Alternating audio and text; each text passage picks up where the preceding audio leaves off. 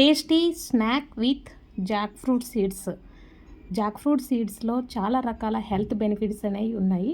మనము Jack fruit seeds పైన ఉన్న వైట్ లేయర్ని తీసేసి ఇలా రెడీ చేసుకొని వీటిని మనం చిన్న చిన్న ముక్కలుగా కట్ చేసుకోవాలి. ఇలా చిన్న చిన్న ముక్కలుగా కట్ చేసుకొని ప్లేట్లో పెట్టుకొని పక్కన పెట్టుకోవాలి. పొయ్యి మీద ప్యాన్ పెట్టి ప్యాన్లో 2 టేబుల్ స్పూన్స్ గీ అనేది యాడ్ చేసుకున్న తర్వాత గీ వేడయ్యాక ఒక half spoon turmeric powder and ముందుగా కట్ చేసుకున్నటువంటి జాక్ ఫ్రూట్ సీడ్స్ యాడ్ చేసేసుకొని బాగా మిక్స్ చేసుకోవాలి.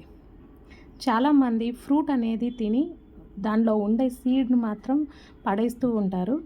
సో ఇలా చేసుకున్నాము అంటే 5 to 10 మినిట్స్లో మనకి స్నాక్ అనేది రెడీ అయిపోతుంది.